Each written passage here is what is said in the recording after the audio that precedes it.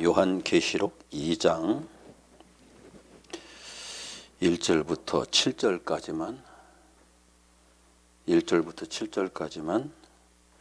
한 목소리로 쭉 같이 읽습니다. 에베소 교회의 사자에게 편지하라. 오른손에 있는 7 별을 붙잡고 7 금촛대 사이를 거니시는 이가 이르시되 내가 내 행위와 수고와 내 인내를 알고 또 악한 자들을 용납하지 아니한 것과 자칭 사도라 하되 아닌 자들을 시험하여 그의 거짓된 것을 내가 드러낸 것과 또 내가 참고 내 이름을 위하여 견디고 게으르지 아니한 것을 아노라. 그러나 너를 책망할 것이 있나니 너의 처음 사랑을 버렸느니라. 그러므로 어디서 떨어졌는지를 생각하고 회개하여 처음 행위를 가지라. 만일 그리하지 아니하고 회개하지 아니하면 내가 네게 가서 내 촛대를 그 자리에서 옮기리라. 오직 네게 이것이 있으니 네가 니골라 당의 행위를 미워하는도다. 나도 이것을 미워하노라. 귀 있는 자는 성령의 교회들에게 하시는 말씀을 들을지어다. 이기는 그에게는 내가 하나님 낙원에 있는 생명나무의 열매를 주어 먹게 하리라. 아멘. 한 군데 더 읽읍시다. 1장 10절 11절 두 절만 읽습니다.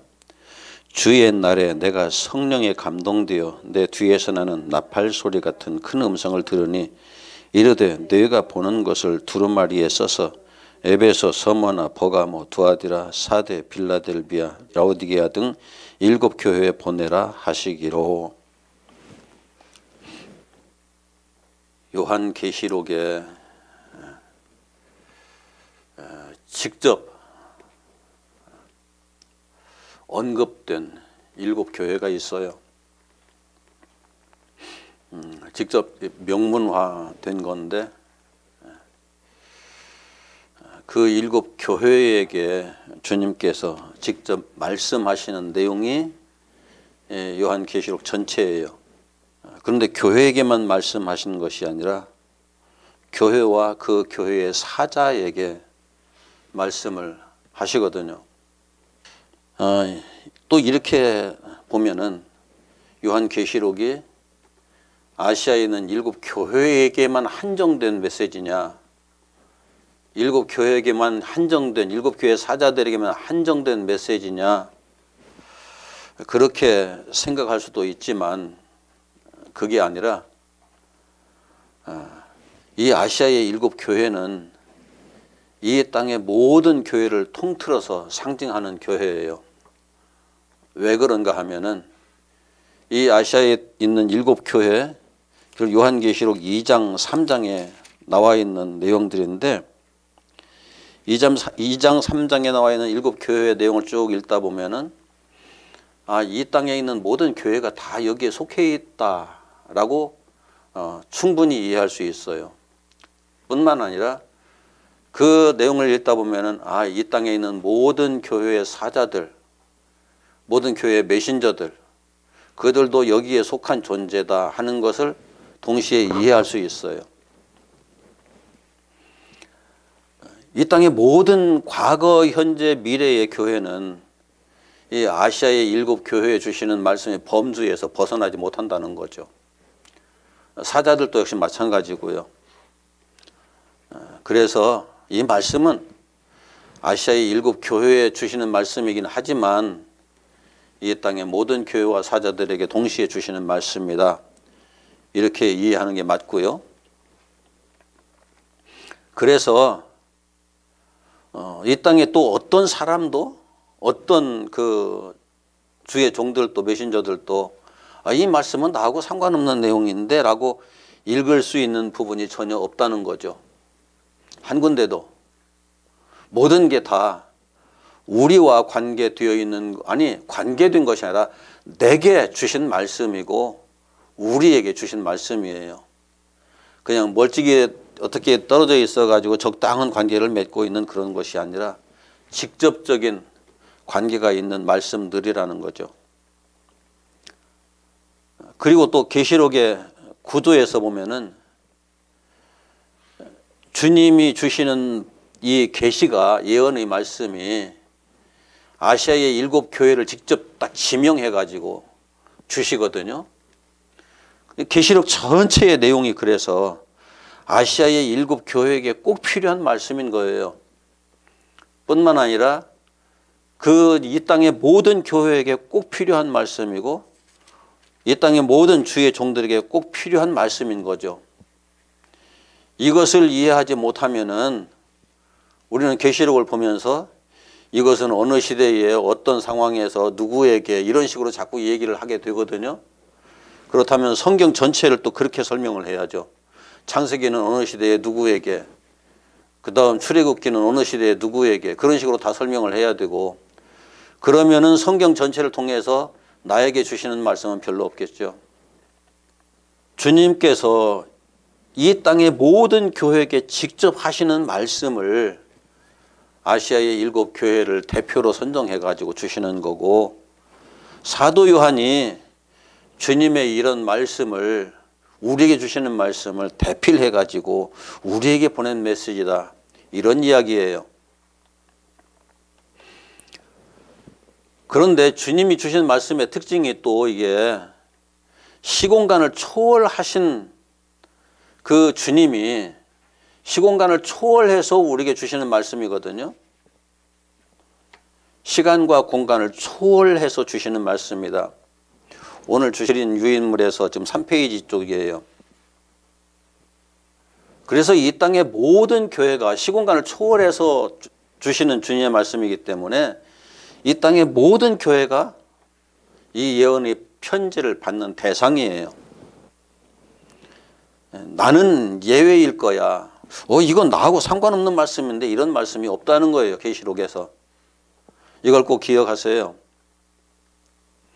주님이 이 예언의 편지를 아시아의 7 교회와 그 사자들에게 보내라고 하시는 것은 이 편지의 당사자가 아시아의 7 교회뿐만 아니라 지금 나와 여러분들이에요.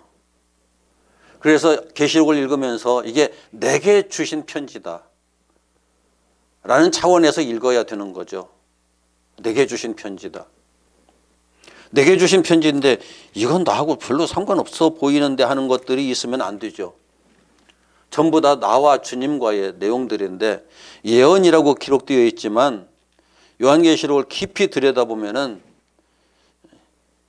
그 예수님의 예언, 아니 예수님의 우리를 사랑하시는 마음으로 기록하신, 우리가 앞으로 예수님과 함께 가면은 어떤 길을 걷게 될 것인지, 어떤 삶을 살게 될 것인지, 우리에게 어떤 일들이 나타날 것인지를 알려주시는 그런 내용들이에요. 그러니까 예언이기도 한 거죠. 내가 주님을 따라가는데, 주님을 따라가는 그 길을 걷는 과정에서 내 앞에 어떤 일이 벌어질까? 우리는 예수님이 아닌 다른 사람과 이 땅에서 어떤 형태의 동행을 한다고 그래도 내일 일을 알 수는 없어요. 다음 달에 어떤 일이 벌어질지 몰라요. 아니, 잠시 후에 있을 일도 우리는 정확하게 예측하기가 힘들어요.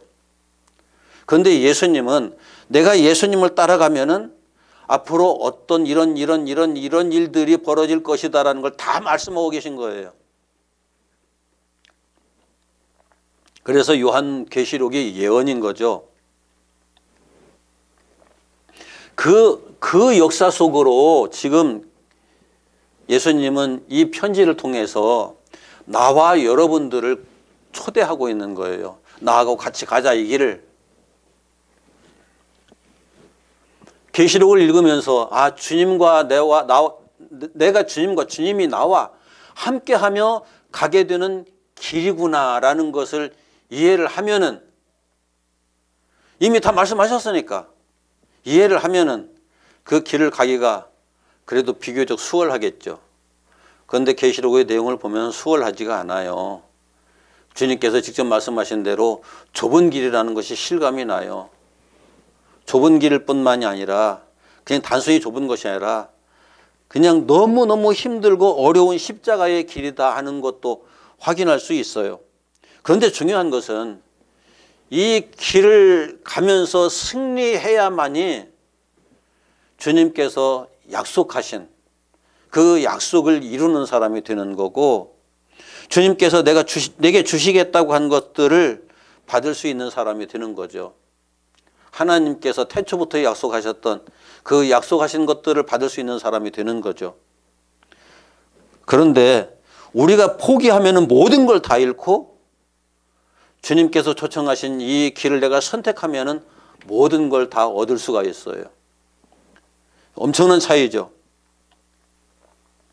그런데 중요한 것은 이게 예언이기 때문에 내가 이 길을 딱 선택하는 그 순간부터 내가 어떤 건 거부하고 어떤 건 내가 그냥 선택하고 계속 따라갈 수 있겠다라고 할 수 있는 게 우리에게는 없다는 거예요. 내가 좋든 나쁘든 싫든지 아니면은 뭐 영 마음에 들지 않든지 상관없이 우리는 무조건 따라갈 수밖에 없는 그런 존재들인 거죠. 거부하면은 영원한 불못에 떨어지는 거고, 그 길을 가기로 작정하고 그 길을 가게 되면은 영원한 하나님 나라에 들어가는 것하고 둘 뿐이에요. 이제 7이라는 숫자가 성경에서 가지는 의미가 있는데, 7이라는 것은 완전하다, 가득 찼다, 절대적이다, 그런 의미를 가지고 있거든요. 그렇기 때문에 7을 선택했다는 것은 전부를 선택했다는 의미가 되기도 하는 거고, 여기서 우리가 또 이제 한번 짚고 넘어가야 될 것이 그 7교회 사자들이라고 그랬잖아요. 7교회 사자들에게 말씀을 하는 내용으로 되어 있는데, 오늘 같이 읽은 3장 1절에도 보면은 4대 교회의 사자에게 편지하라, 그렇게 되어 있거든요. 사자라는 원문을 보면은 앙겔로스예요. 앙겔로스라는 말을 대부분 우리 성경에서는 천사라고 번역을 하거든요. 그런데 여기서는 사자라고 번역을 했어요. 그런데 에베소 교회의 천사에게 편지하라, 그렇게 번역을 하면 어떻게 될 것 같아요? 뭔가 이상하죠. 천사라는 걸 우리 개념 속에 천사라는 건 영적 존재로서만 생각하고 있었거든요. 그런데 천사라는 말을 정확하게 표현을 한다고 그러면은 하나님의 사자예요. 하늘로부터 보내심을 받은 사자. 그러니까 하나님께서 파송하신 하나님의 종이라는 의미인 거고, 하나님의 대리자라는 의미인 거고, 하나님의 메신저라는 의미이기도 한 거죠. 여기에서는 그 교회의 감독들이에요. 그 교회를 감독하고 있는 감독들, 요즘 말로 바꾸면 목사들이죠.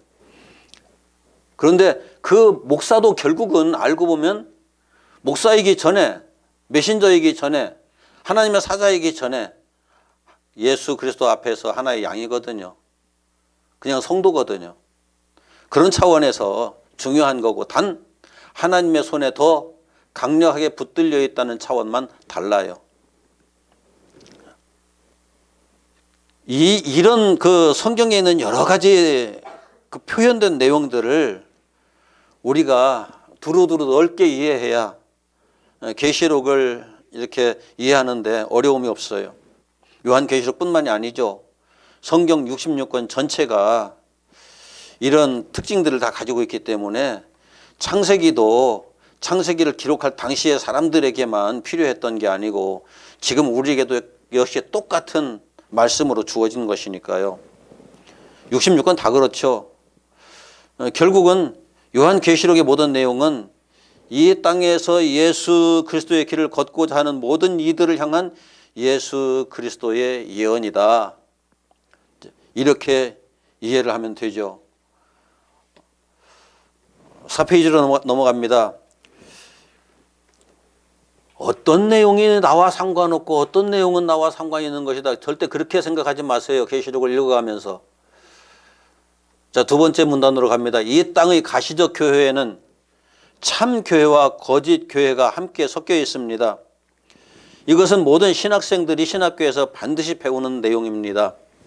자, 이 땅의 교회가 진짜 하나님께서 그 진짜 선택한, 그래서 반드시 천국에 가야 할 사람들만 모여 있나요? 어찌 보면은 천국에 가야 마땅한 사람들이지만 꼭 천국에 갈 사람들만 모여 있는 게 아니에요.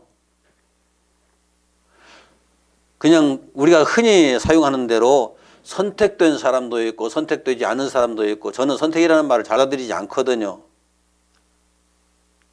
그냥 우리가 이해하기 쉽게 말하면은 제대로 된 신앙인도 있고 그렇지 않은 신앙인도 있고, 예수를 믿는 사람도 있고 안 믿는 사람도 있고, 진리 가운데 서 있는 사람도 있고 그렇지 못한 사람도 있고, 대충 교회 다니는 사람도 있고 그냥 하나의 종교로 생각하고 교회 나오는 사람도 있고, 오직 이 길만이 진리라고 생각하고 신앙생활을 하는 사람도 있고, 온갖 사람들이 다시 뒤섞여 있어요.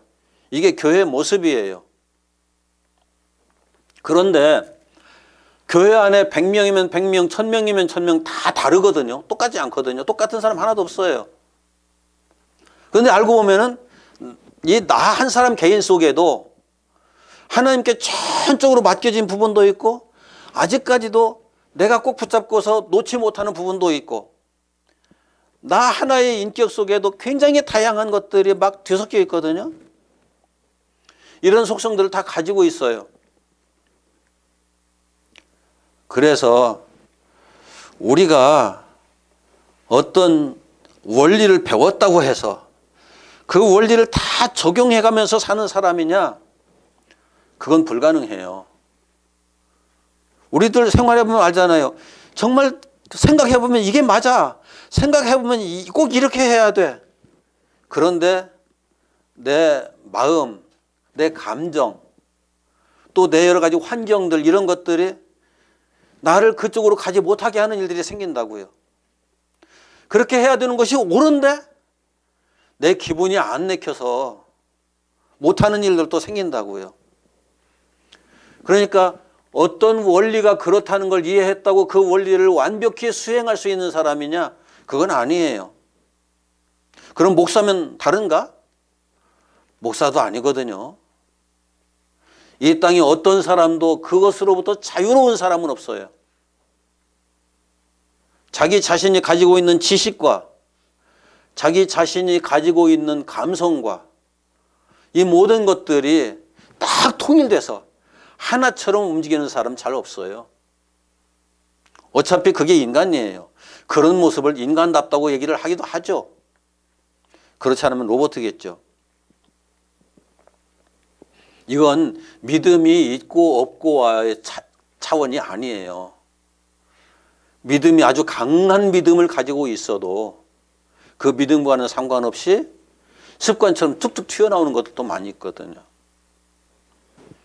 그래서 이 땅의 가시적 교회 안에는 영적 차원뿐만이 아니라 여러 면에서 매우 다양한 사람들이 모여 있고, 내 자신 속에도 오직 영적인 것만 충만하게 있는 것이 아니고 육신적인 것도 충만하게 차 있는 경우가 많거든요.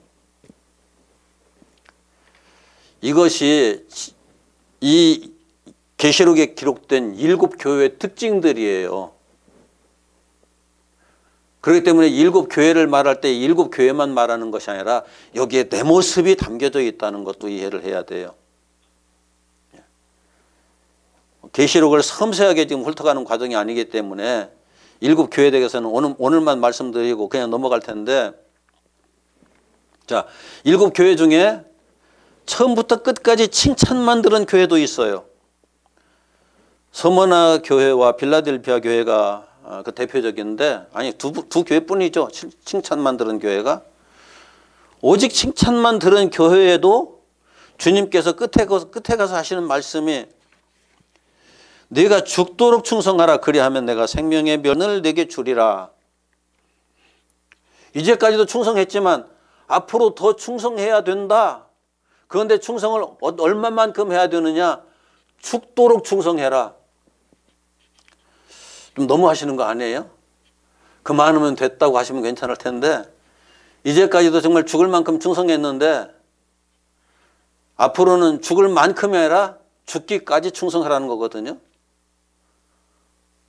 왜 주님이 죽기까지 충성하라고 말씀을 하실까요? 지난주 이번 화요일 날 기도원에 올라갔었는데 그 목사님 한 분이 자꾸 그 나에게 좀 강의를 해달라고, 그때 몇 분이 같이 올라가가지고 강의를 해달라고 그래가지고 특별히 강의할 건 없고, 내가 성경 66권을 전체를 딱 그냥 뭉쳐가지고 한마디로 던진다면 어떻게 던질 수 있는가, 오늘 그 얘기를 한다고 그래가면서 성경 전체가 우리들에게 말하고 있는 건 이것뿐이다. 너 나와 함께 죽자. 그러면 부활한다. 성경 66권 전체가 다 그것뿐이다. 그래요. 성경 전체는 예수님께서 나와 함께 죽자. 그러면 너 부활한다. 그래서 천국 간다. 그 얘기뿐이거든요. 그것을 다양하게 왜 죽어야 되는지, 어떻게 죽어야 되는지, 죽는 과정에서 어떤 일들이 벌어지는지, 그렇게 죽고 나면은 그 다음 부활은 어떻게 되는 것인지, 그런 것들에 대한 설명을 하고 있을 뿐이에요. 그래서 서문학 교회에게 죽도록 충성하라고 말씀하시는 거예요. 그러면서 그 뒤에 붙이는 말씀 또 있죠. 귀 있는 자는 성령이 교회들에게 하시는 말씀을 들을지어다. 이기는 자는 둘째 사망의 해를 받지 아니하리라. 귀 없는 자 있어요? 누구에게나 다 귀는 있잖아요. 누구에게나 다 귀는 있는데 문제는 들을 귀가 있느냐 그 얘기잖아요.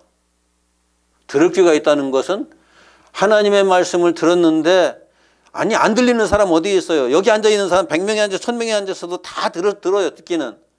그런데 중요한 것은 그 듣는 내용을 통해서 하나님의 마음을 이해를 하느냐, 아니면 자기의 생각에 따라 듣느냐, 그 차이인 거죠. 대부분의 사람들이 자기의 생각을 따라 듣고 이해를 해요. 하나님의 마음을 듣는 것이 아니고.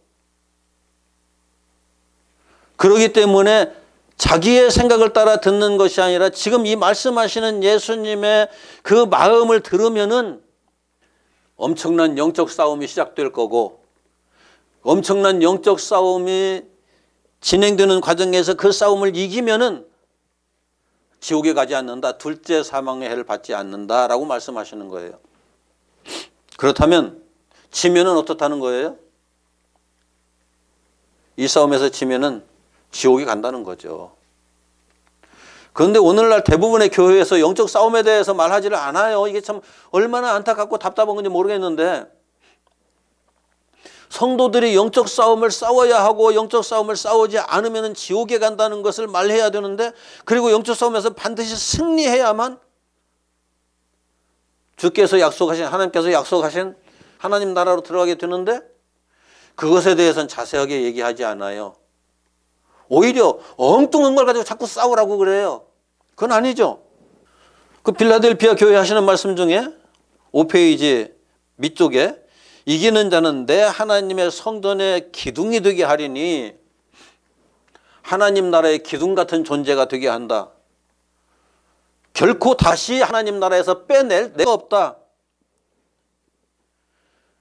그리고 그 사람에게는 하나님의 이름과 하나님의 성, 곧 하늘에서 내 하나님께로부터 내려오는 새 예루살렘의 이름과 나의 새 이름을 그 위에 기록하리라. 이 집사님의 명찰에 뭐라고 기록되어 있느냐면은, 이 집사님이 아니라 하나님의 이름이 기록되고, 놀라운 얘기잖아요. 그리고 새 예루살렘의 이름이 기록되고 예수님의 새 이름이 기록된다. 내 명찰이 그렇다는 것은 내가 누가 된다는 거예요. 그런데 이기는 자에게 그렇게 된다는 거예요. 이기는 자에게. 요한계시록의 결론이 알고 보면 이게 바로, 오늘 또 귀 있는 사람만 들어요. 귀 없는 사람은 못 들어요. 7 교회 중에는 오직 책망만을 들은 교회도 있어요. 칭찬 한마디도 듣지 못한 교회. 그 교회에도 주님께서 하시는 말씀은 같아요. 이기는 자에게는 내가 약속한 대로 해주겠다.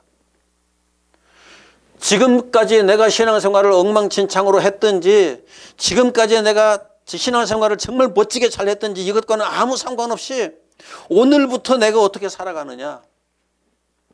신앙인들에겐 이게 중요하다는 거죠. 어제까지 내가 했던 지금 이전까지 내가 했던 모든 것들은 오늘을 살아가는 내게 에너지도 되고 여러 가지 도움도 되겠지만 그것 때문에 천국에 가고 못 가고 하는 일이 발생하는 것이 아니라 지금부터 내가 하나님 앞에서 어떻게 사느냐 하는 것이 나를 천국에 가게 할 것인가 지옥에 가게 할 것인가 결정한다는 거죠. 그래서 승리하라는 것은 일곱 교회 모두에게 주께서 당부하시는 내용이에요. 우리 모두에게 당부하시는 내용이라고요. 그런데 영적 전쟁에 승리하려고 하면은 이 계시록의 내용을 잘 이해를 해야 돼요. 계시록에서는 영적 투쟁에 대해서 너무나 섬세하게 기록이 되어 있어요. 그리고 우리들에게 그 숙제를 주신 거예요. 저와 여러분들에게. 영적 싸움을 이렇게 싸워야 되고 이 싸움에서 반드시 승리해야 된다. 이런 영적 싸움들이 있다. 교회 안에서 조금만 담임 목사의 칭찬을 들으면 어떤 사람들은 그냥 하늘 뻥 뚫고 올라갈 것처럼 기가 살아서 그냥 막 설치고 다니는 사람도 있고, 그런데 그런 것하고는 아무 상관없어요. 중요한 것은 원래 처음부터 나라고 하는 존재가 내가 스스로 무엇을 해서 구원을 이룰 수 있는 존재가 아니잖아요. 나는 원래 사망의 존재예요. 사망의 존재이기 때문에 구원이 필요한 거예요. 그런데 죽은 자가 뭘 해요? 죽은 자가 할 수 있는 건 아무것도 없어요. 주님께서 손 내미실 때 네 손 내밀으라 하면 잡을 수밖에 없고 올라와라 하면 끌어올려 주시면 그냥 따로 올라갈 수밖에 없고 주님께서 이끄시는 대로 갈 수밖에 없는데, 그래서 물리적인 육신의 존재로서의 나는 전적으로 부정되고 소멸되어야만 할 존재이지 이것이 뭘 어떻게 해서 구원을 이루는 건 아니에요. 이제 이 육신의 삶 속에서 내가 신앙생활을 하는데 여기에 하나님께서 예수 그리스도를 통해서 하나님의 형상을 주시고 그 형상을 완전케 해서 구원을 이루시고 영원한 하나님 나라로 데려가시겠다고 하시는 거죠. 그 역사를 이루시는 분이 예수 그리스도다. 그러므로 우리의 영적 싸움은 우선 나를 깊이 성찰하는 것부터 시작돼야 하는 거예요. 나를 깊이 성찰하는 것부터. 율법의 목적이 그거거든요. 율법이 나를 정밀하게 들여다봐야 하나님 앞에서 내가 어디까지 부인되어야 하는지, 어디까지 십자가에 못 박아야 되는지 그것을 이해할 수 있는 거죠. 나를 깨닫지 못하면은 내가 어디까지 죽어야 하는지 모르잖아요. 내가 살아서 날마다 그냥 설치고 다녀도 이것이 무슨 문제가 있는지를 모르잖아요. 그래서 율법이 이걸 섬세하게 우리들에게 깨우쳐 주는데, 그런데 율법을 통해서 우리가 희미하게 알았던 것을 계시록을 통해서 더 선명하게 부각돼요. 나를 온전히 알고 내 근원까지를 다 파악하고 난 다음에 그 나의 근원적인 부분을 주님과 함께 십자가에다 못 박는 싸움이 계시록에서 제시하고 있는 영적 싸움이에요. 그래서 우리들의 싸울 것은 육체 아니요 라고 찬송을 할 때 육체도 아니고 혈기도 아니고 이 땅의 물리적인 싸움이 아니라는 것을 찬송을 하잖아요. 그런데도 불구하고 영적 싸움이라고 착각하고 물리적인 싸움을 싸우는 사람들이 참 많아요. 교회 안에서 목사님들이, 대구에서는 부끄러운 일이 하나 있었죠. 교회 하나 그래서 쪼개졌는데, 그런 일이 종종 왕왕 있어요. 대형 교회가 하나 두 목사님이 피 터지게 싸우다가서 결국은 교회를 쪼갈라 가지고 갈라져 버렸죠. 그러면서 서로 상대방을 대해서 마귀 새끼, 사탄의 새끼라고 그러고 그 목사를 따라가는 그 성도들 향해서 사탄이 쫄개들이라고 말하고 자기를 따라오는 사람은 천사라는 거죠. 그게 말이 돼요? 그 피 터지게 싸워놓고 나서는 둘 다 똑같이 하는 소리가 내가 이겼다고. 아니, 둘 다 졌어요. 종교 지도자들도 이런 것들을 잘못 오해를 해가지고 우리가 이 땅에 육체로 살면서 신앙생활하면서 무슨 그럴듯한 드러나 보이는 어떤 업적을 만들어내는 것, 이것이 신앙생활에 아주 훌륭한 것이라고 착각을 하고 자꾸 어떤 신앙의 업적을 만드는 것을 목표를 두고 신앙생활을 독려하는 경우가 참 많거든요. 그래가지고 누군가 막 큰 헌신을 해서 예배당 하나 쳐놓으면 그 사람 대단한 헌신을 한 사람이고 위대한 신앙생활을 한 사람이다. 정말 그럴까요? 이 땅의 업적이 주여 주여 우리가 주의 이름으로 죽은 자도 살려내고 귀신도 쫓아내고 병든 자들도 무사하게 일으키고 수없이 가난한 사람들을 많이 도왔습니다 라고 말하는 사람들을 향해서 주님께서 하시는 말씀이에요. 아주 냉정하게 하시는 말씀이에요. 내가 너희를 도무지 알지 못한다. 불법을 행한 자들아 내게서 떠나라. 무슨 말씀이냐면은 주여 주여 우리가 주의 이름으로 우리가 이것도 하고 저것도 하고 거기에 주체가 누구예요? 주님인가요? 우리인가요? 우리가 핵심적 주체가 되면 안 돼요. 신앙의 역사에서는. 한 것만치만 가만히 생각해보니까 그건 내가 한 게 아닙니다. 다 주께서 하셨습니다. 그러니까 우리가 자랑할 게 아무것도 없는 거예요. 오직 주께서 하셨습니다 하는 사람들은 자기 안에 자기가 없어 이미 죽은 사람들이에요. 그런데 우리가 했다고 한 사람들은 죽은 사람이 아니거든요. 신앙의 업적을 쌓으라고 주님께서 말씀하시는 것이 아니에요. 죽으라고 말씀하는 것이지. 그래서 들을 귀 있는 자는 들으라고 말씀하시는 거예요. 바울이 이렇게 말하죠. 내가 너희 중에서 예수 그리스도와 그의 십자가에 못 박히신 것 외에는 아무것도 알지 아니하기로 작정하였습니다. 고린도전서 2장 2절이에요. 갈라디아서 6장 14절에 보면은 그러나 내게는 우리 주 예수 그리스도의 십자가 외에 결코 자랑할 것이 없으니 그리스도로 말미암아 세상이 나를 대하여 십자가에 못 박히고 내가 또한 세상을 대하여 그러하니라. 세상이 나에게 어떤 것도 할 게 없다. 나도 또 이 세상을 대하여 어떤 것도 할 게 없다. 할 수가 없다.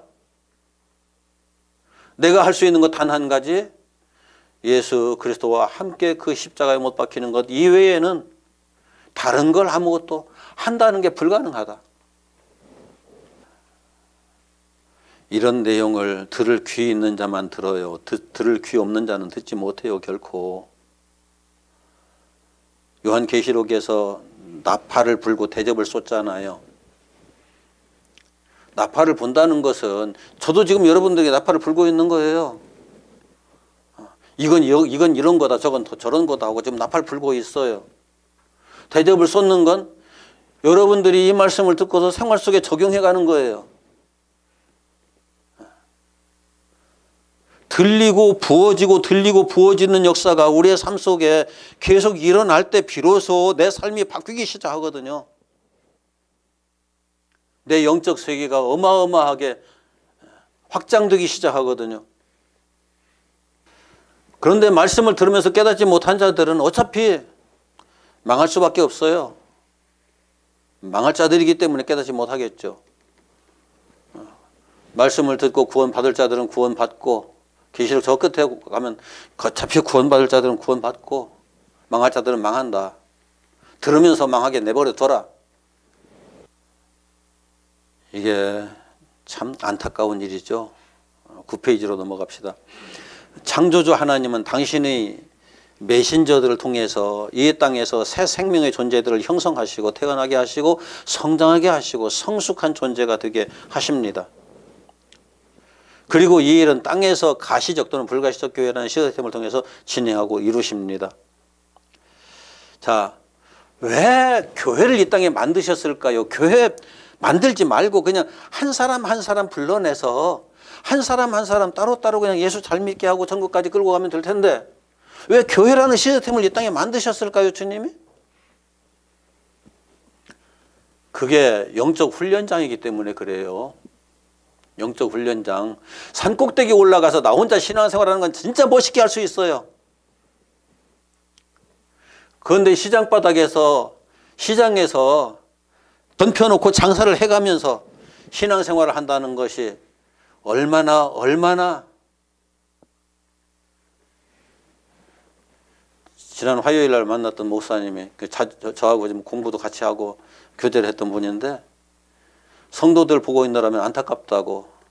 그 성도들은 일상생활을 해가면서 신앙생활을 해야 되기 때문에 우리하고 다르다고. 맞아요. 여러분들도 같아요. 목사는 그냥 기도하고 성경 보고 일상생활을 해봐야 다른 사람들하고 손익을 가지고 다툴 일도 별로 없고, 그래서 목사들은 어찌 보면 참 행복한 사람들이라는 생각을 해요. 일반 성도들은 그렇지 못하죠. 일상생활을 다 해가면서, 사회에서 사회생활을 다 해가면서 신앙생활을 해야 되기 때문에, 그래서 주님은 그런 사람들을 더 귀하게 보신다고요. 목사보다도 아마 천국에는 일반 성도들이 훨씬 더 많을 거예요. 그런데 교회만 그런 게 아니라, 사실상 알고 보면은 계시록에서 표현된 대로 이 땅의 모든 시스템이 우리를 훈련하는 도구예요. 단 하나도 예외가 없어요. 우리를 특별히 하나님 나라로 올라가게 해서 뭐 뒷받침해 줄 수 있는 어떤 것들이 이 땅에 있느냐? 없어요, 이 땅에는. 그 모든 것들은 나를 이 땅에 올가매려고 하는 올무로서 작용하는 것들 뿐이에요. 아, 저것이 올무로구나, 이것이 문제구나, 이걸 깨닫고 거기에서 벗어나는 것이 영적 싸움이에요. 종종 얘기하죠. 저번에 TV에서 훈련소 생활이 너무 이렇게 훈련병들을 고통스럽게 한다, 문제가 많다, 먹는 것도 적게 주고 뭐 씻는 것도 제대로 안 되고 막 이렇다고 막 얘기를 하죠. 옛날에는 그것 비교도 안 될 정도로 고통스러운 훈련소 생활을 했거든요. 그런데 한번 생각해 보세요. 고통스러운 훈련을 받은 사람들이 전쟁이 터졌을 적에 생존율이 높을까요? 아니면 훈련소에서 편안하게 생활을 했던 사람들이 전쟁이 터지면 생존율이 높을까요? 훈련소 생활은 어떤 면에 지금 많이 왜곡되어 있는 건데 극한적인 생활을 하는 거예요, 알고 보면. 극한의 상황에서 굶어보기도 하고 몇 달간 씻지 못하는 고통도 겪어봐야 하고, 산꼭대기 혼자 버려져 가지고 나 부대까지 찾아오는 그런 훈련도 받아야 되고, 먹여주고 입혀주는 게 어디 있어요. 그렇게 되면은 지 혼자 다 해결해야 되는데, 신앙생활의 영적 싸움은 이 땅에서 우리가 그런 과정을 거치면서 훈련 받아가면서, 이게 현장이에요. 전쟁하는 현장이에요, 이 땅이. 신앙생활의 영적 전쟁을 하는 현장이에요. 현장이 따로 있고 훈련소 따로 있는 게 아니에요. 어찌 보면은 그 현장보다는 예배당 안이 좀 낫죠, 영적으로. 분위기가 좀 많이 좋게 조성되어 있기 때문에. 그래도 예배당 안에서도 한 교회 안에 모여있는 사람들끼리라도 더 깊이 들어가 보면은 세상과 다르지 않다는 것을 확인하거든요. 왜 이 땅이 그런 시스템으로 되어 있느냐? 아담이 선악을 알게 하는 나무의 열매를 먹었기 때문에 그렇게 된 거예요. 아담이 그렇게 먹었다는 건 아담에게 책임이 있느냐? 아니야. 하나님께서 그렇게 설계를 하셨어요. 그래서 우리를 하나님의 형상으로 온전케 만드는 과정이 지금 진행되고 있는 거예요. 우리를 창조하시는 과정이 진행되고 있는 거예요. 내가 완성된 피조물이 아니라